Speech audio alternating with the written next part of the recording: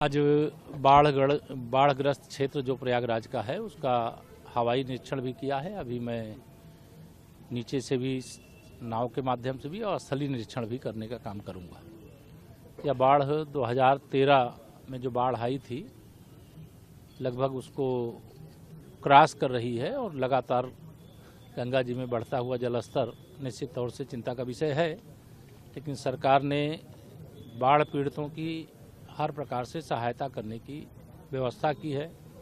अगर कोई बाढ़ प्रभावित है, घरों में रहना उनका मुश्किल है, तो उनके लिए अलग से रहने की व्यवस्था की गई है, उनके खाने की व्यवस्था की गई, उनकी दवाइयों की व्यवस्था की गई।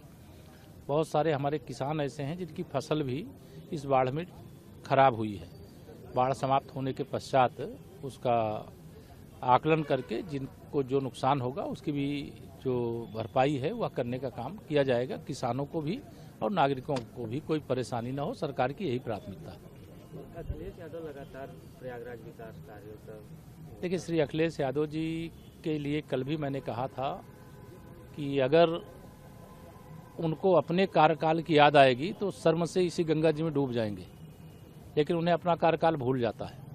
प्राकृतिक आपदा होती है, बाढ़ होती है, प्रयागराज ही नहीं, उत्तर प्रदेश ही नहीं, देश के सभी राज्यों में है, दुनिया के सभी देशों में बाढ़ और भूकंप और सुनामी या मनुष्य के बस की बात नहीं होती है। लेकिन सरकार ने जितना अच्छा प्रबंध किया है, पहले जल भर जाता था और कई कई दिन हो जाता था निकलने में, आज कुछ घंटों में अगर बाढ़ का पानी अंदर आता है तो उसको निकालने का काम किया जा रहा है। बाढ़ के कारण से जो समस्या खड़ी हुई है उससे ठीक से निपटा जा रहा है।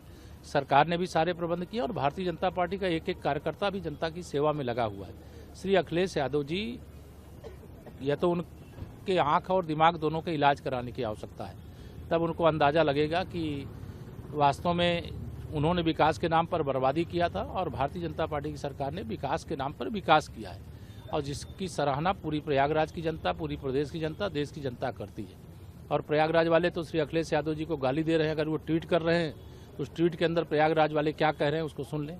बाढ़ एक निश्चित तौर से प्राकृतिक आपदा है और गंगा मैया से प्रार्थना है, हनुमान जी महाराज से प्रार्थना है, बेड़ी माधव भगवान से प्रार्थना है कि संकट से प्रयाग और प्रदेश को जल्दी से जल्दी मुक्ति प्रदान करें।